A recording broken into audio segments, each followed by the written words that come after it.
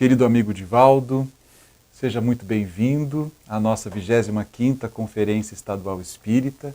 E em nome do Movimento Espírita do Paraná, gostaríamos de agradecer pela sua disposição para, mais uma vez, responder questões formuladas pela nossa área de comunicação social espírita e ofertar as orientações seguras ao nosso movimento. Muito obrigado.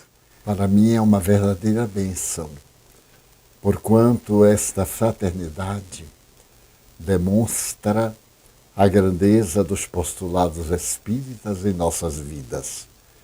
E a 25ª Conferência é um passo dado na direção do futuro, abrindo horizontes para os dias abençoados do porvir. Nós vivemos, Divaldo, inclusive ontem você mesmo falou a respeito disso, momentos de inquietações em nosso país. Isso tudo deveríamos realmente passar ou criamos em anos próprios por nosso comportamento indevido?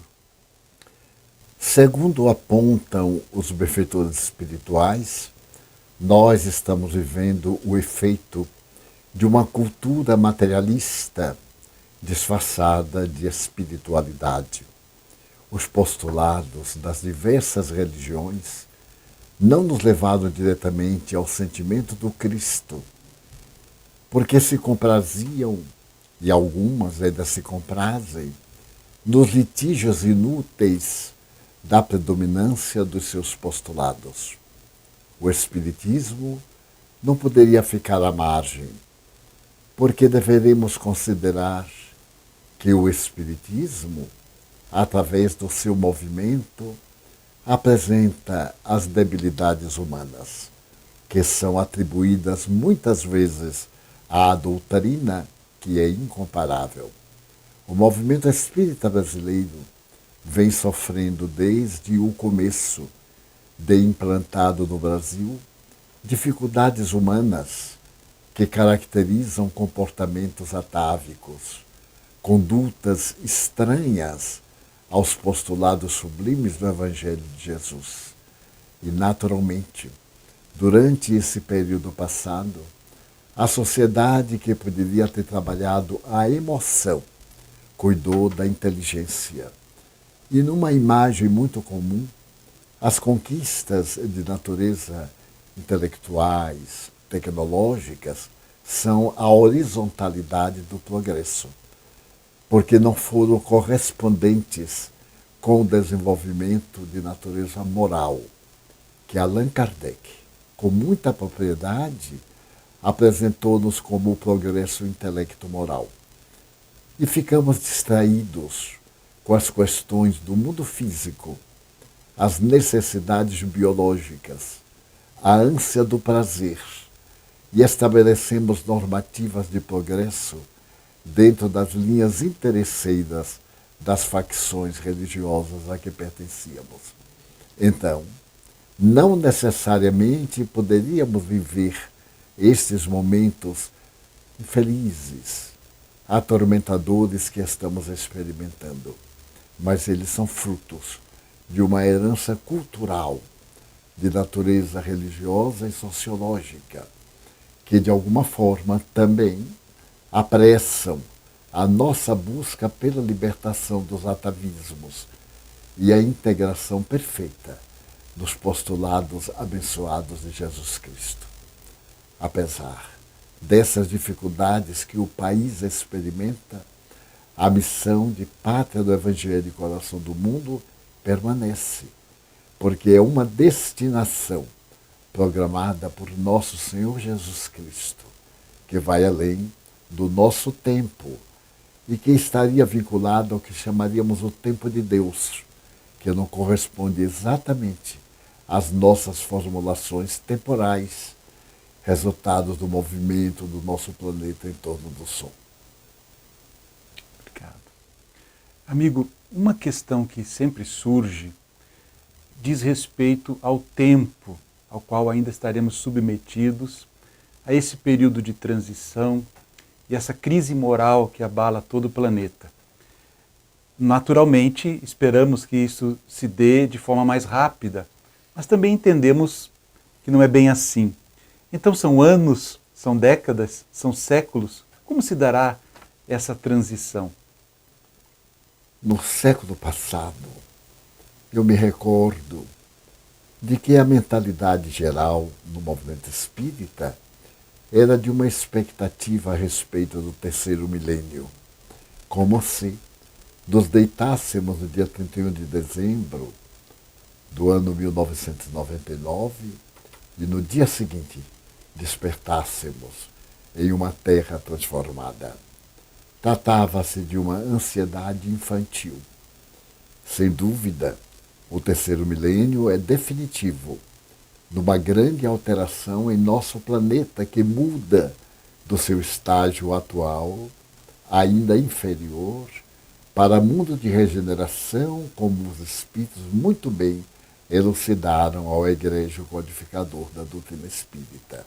Mas essa questão temporal é muito escorregadia para nós, porque se nós fizermos uma análise do próprio Apocalipse, que se refere a dias, esses dias são cada um deles portadores de 100.000 anos para formar as conjunturas do tempo de Deus, da eternidade.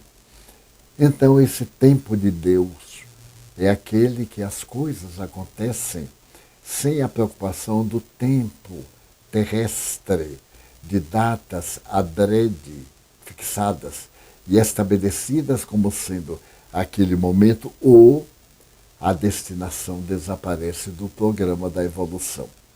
Pelo que tenho aprendido com os benfeitores espirituais, quando ocorrem os nossos insucessos em torno da programação que vem do alto para as mudanças históricas e sociológicas, as entidades sempre têm um plano B e vão para este plano B, levando os idealistas verdadeiros para que prossigam sem desânimo.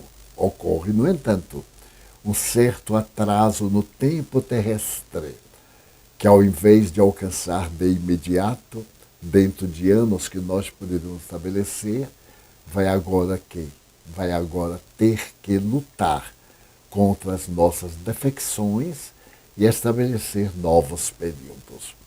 Daí o tempo de Deus é este que nós encontramos no Evangelho. Apressai-vos da própria doutrina.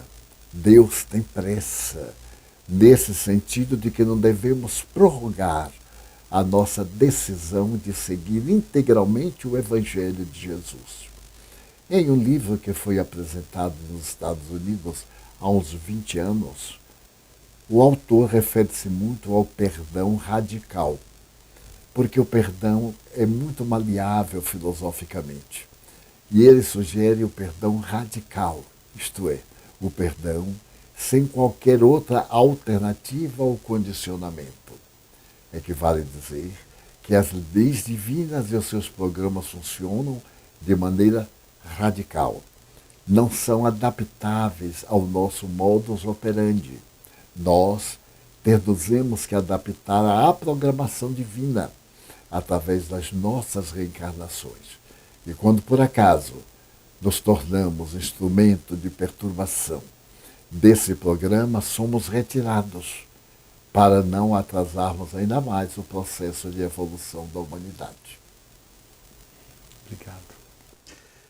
Divaldo, nesses tempos nós temos visto prodígios, gênios, crianças superdotadas que nos surpreendem, né? Pegamos a internet e nos encantamos com estas habilidades que surgem na tenra idade. Por outro lado, no campo das lideranças políticas, dos grandes homens que poderiam conduzir países, comunidades, coletividades a uma realidade diferente e melhor, ainda percebemos uma falta. E então nós perguntamos, estes grandes homens políticos do passado, eles retornarão ao cenário terrestre?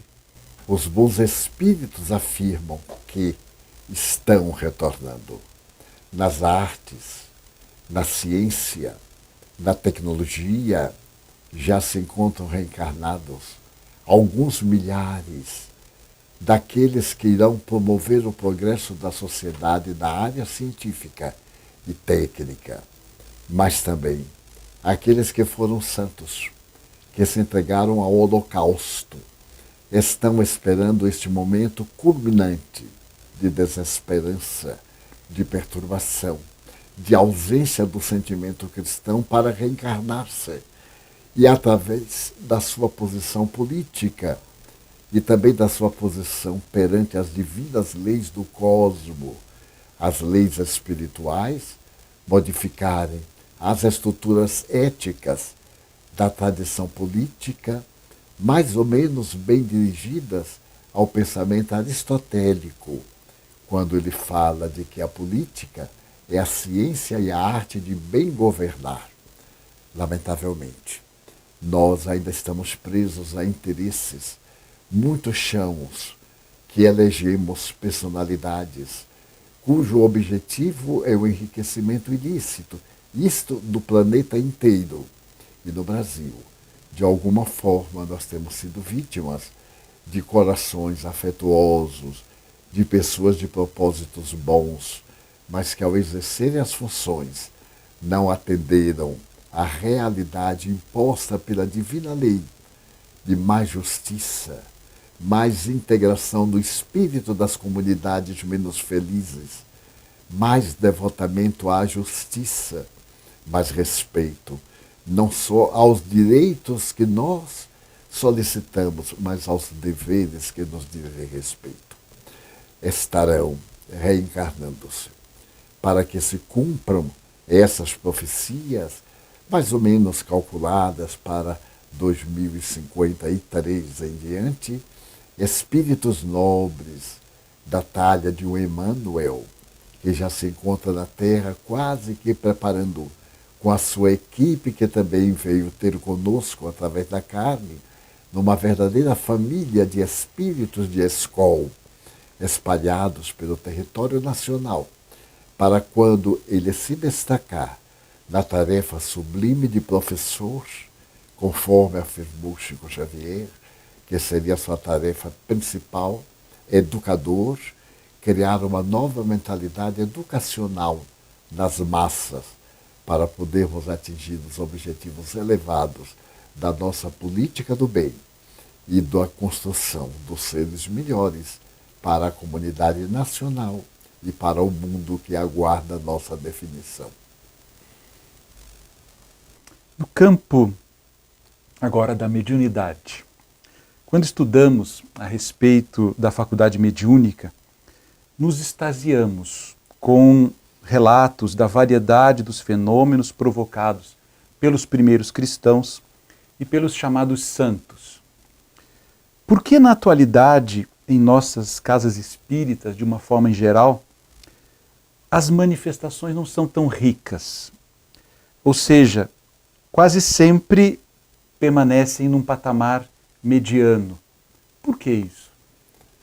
Porque o momento do Consolador que nós estamos vivendo é um momento terapêutico para cuidar das feridas da alma e cuidar o máximo de orientados que viajaram para o mais além de volta com ulcerações terríveis, para que na sua reencarnação possam aplicar as luzes que receberam do Evangelho durante as comunicações psicofônicas. Pode observar que em todas as casas, raríssima, talvez alguma exceção, as comunicações são todas consoladoras. Algumas entidades perversas são trazidas para nos instruir através da sua ferocidade.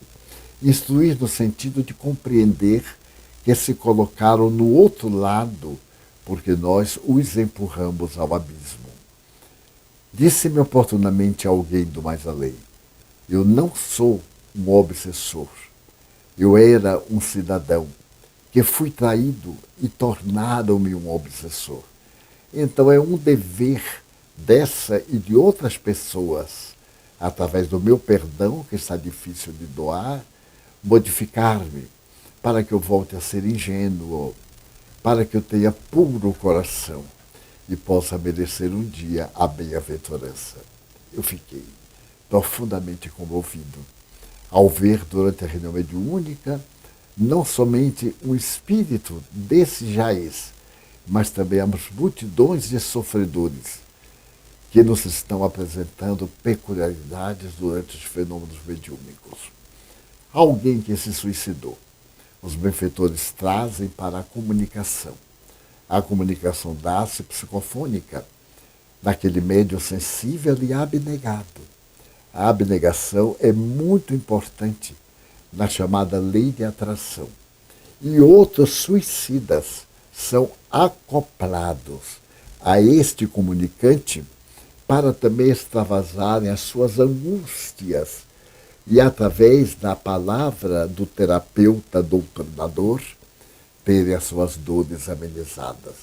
Ao invés, portanto, de se estar atendendo a um comunicante, são vários que estão participando, ao mesmo tempo absorvendo a energia material, o fluido animal para remorrerem, porque continuou no além como se estivesse ainda do lado de cá, com as impressões objetivas da matéria, com as sensações que os perturbam.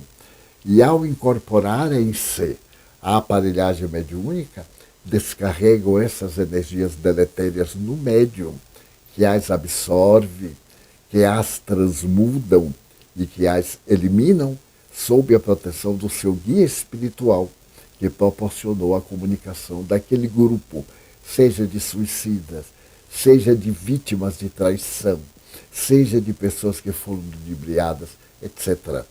Então, tenho observado que na maioria das comunicações mediúnicas dos sofredores, elas são quase que globais. Talvez por isso o doutrinador, em determinado momento em que está fazendo o esclarecimento, perturbe-se. Porque enquanto aquele que está comunicando ouve, os demais também ouvem e interferem na comunicação. Daí os fenômenos que chamavam a atenção estão sendo preservados para, depois desta fase de terapia, a oportunidade do deslumbramento com o reino dos céus que nos está esperando. Muito obrigado. Divaldo, agora sobre a evocação, mais uma questão específica da mediunidade, a evocação de espíritos encarnados. Sabemos que Allan Kardec, em seu tempo, realizou esse tipo de evocação com um intuito de estudo, de pesquisa.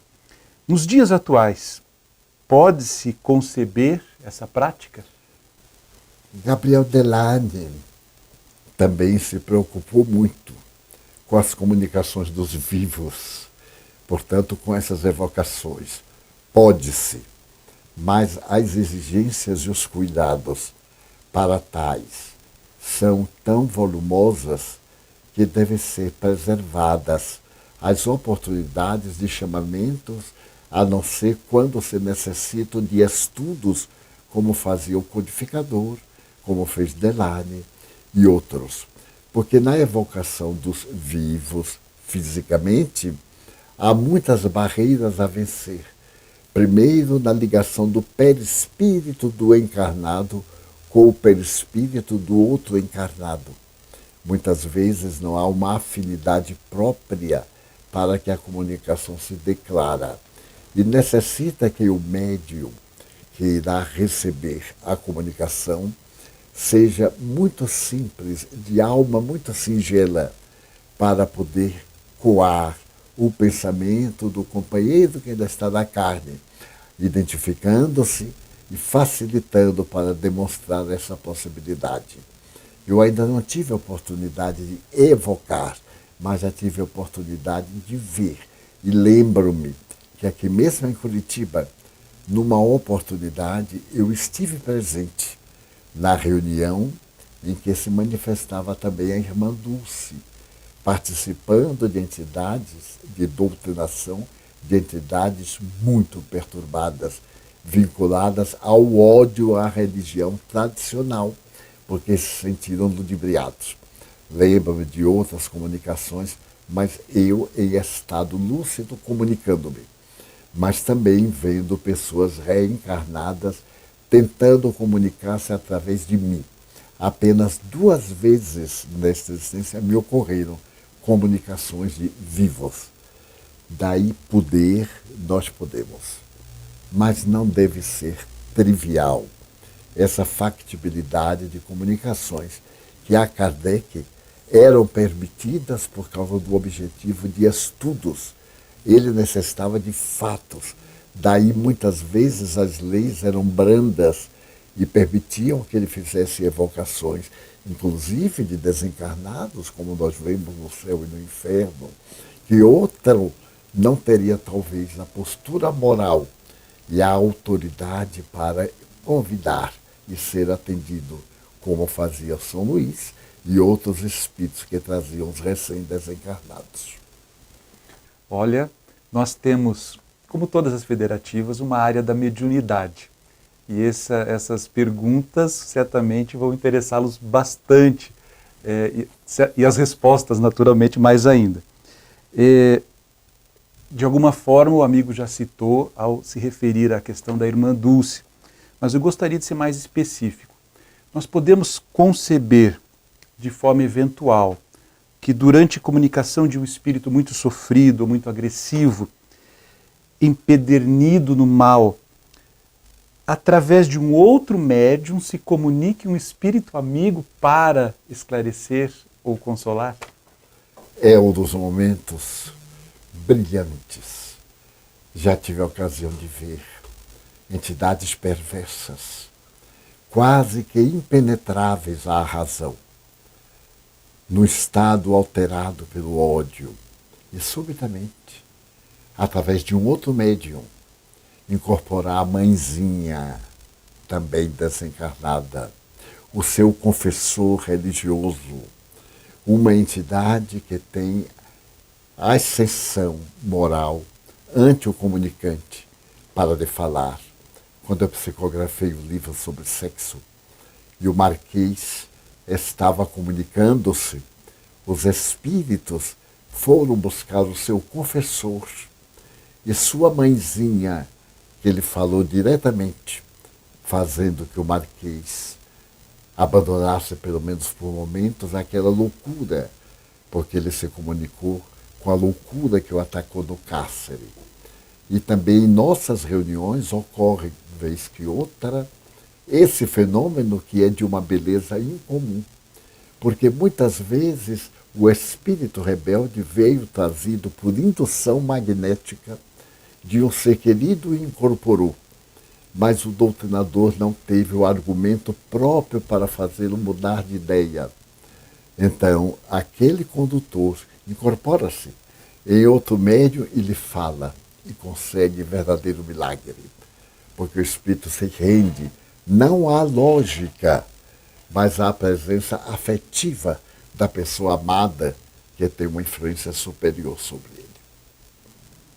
Interessante.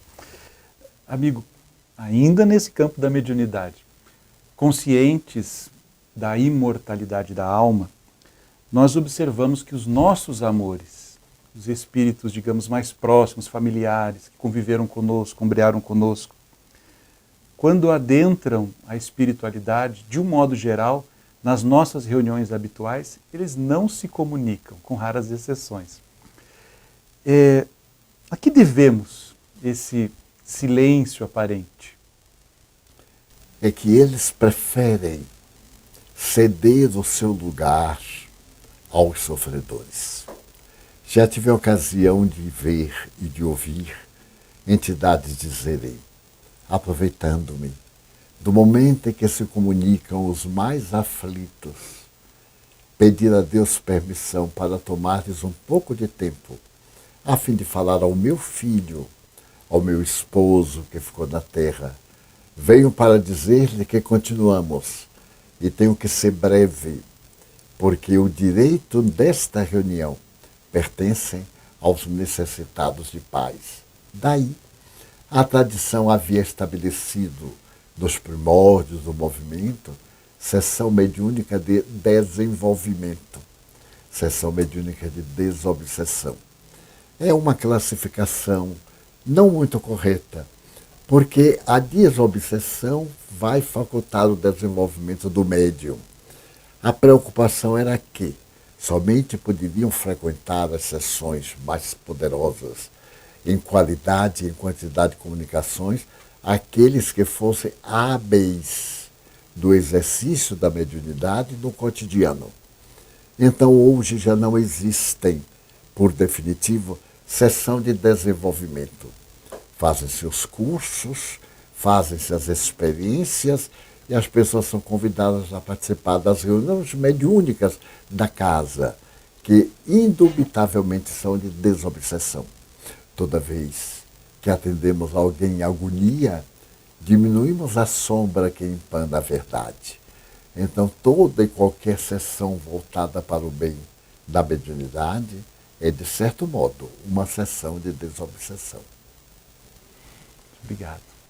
Nós não queremos abusar, mas gostaríamos de fazer uma última pergunta ou um último pedido. Se o amigo poderia dirigir a sua palavra, suas considerações finais, aos trabalhadores do movimento espírita. Irmãos queridos, esta é a hora da nossa integração ao espírito do Espiritismo. Como diz a linguagem popular, arregaçar as mangas da camisa ou vestir a camisa do trabalho, sem as questiúnculas que tanto agradam às nossas paixões inferiores, colocando a causa em cima dos nossos interesses da casa, para que a doutrina seja vivida conforme Allan Kardec nos-la ofereceu, e os pioneiros fortaleceram-na através das obras monumentais que constituem um patrimônio de segurança para a codificação e, ao mesmo tempo, o exemplo de homens e mulheres notáveis que, no passado, compreenderam a grandeza do Espiritismo no seu tríplice aspecto. A ciência tem cabido averiguar e colocar nos painéis da organização física dos médiuns a faculdade mediúnica, que é de origem orgânica. A filosofia está integral nas obras monumentais que o codificador colocou, por misericórdia de Deus, em nosso caminho. E a ética moral não pode deixar de ser cristã, pelo fato de ser o cristianismo a doutrina que melhor representa o pensamento divino do seu caráter de religiosidade. Kardec exprime que a mediunidade deve ser exercida religiosamente, isto é, utilizando de uma expressão que deve ser decodificada como uma Eucaristia, para que o Cristo vivo esteja conosco em nossas atividades diuturnas da caridade em ação a todo instante, principalmente nestes dias turbulentos. Não perdermos tempos com defesas. O Espiritismo não necessita de defensores. Bastem-lhe os acusadores, ou aqueles que, não tendo condições de o viverem integralmente, permitem-se as aflições transformadas em questões para debates inúteis e para apontamentos innecessários, porque o Espiritismo veio para consolar e não para resolver os problemas que nos dizem respeito. Assim, como disse um dia Chico Xavier, com muita oportunidade, ao trabalhador espírita cabe enxugar as lágrimas, mudar a expressão da face para ir atender os que estão chorando. As nossas lágrimas são ocultas nas noites insones, nos momentos de solidão com Deus. E o nosso trabalho, todo voltado para a prática do amor e da compaixão. A nossa defesa, ensinou-me Joana de Ângeles, cabe a Jesus, porque Ele é o nosso patrão, no bom sentido da palavra. É o Senhor nosso. Somos os servidores. Ele nos convidou a trabalhar na seara. Qualquer coisa que nos diga respeito não nos cabe. A defesa imediata, a justificação. Ele nos defenderá. E ainda usando uma expressão xavierina. Ele conhece as nossas defecções e me aceita. Então isso é tão agradável.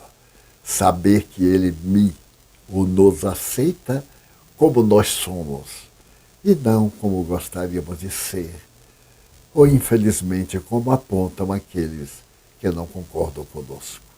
Não percamos tempos em questiúnculas innecessárias que sempre as houve e continuará havendo enquanto o ego predominar em nossa consciência, até que as bênçãos sublimes da solidariedade tomem conta de nós nas asas da compaixão. Trabalho, trabalho, trabalho. Muita paz.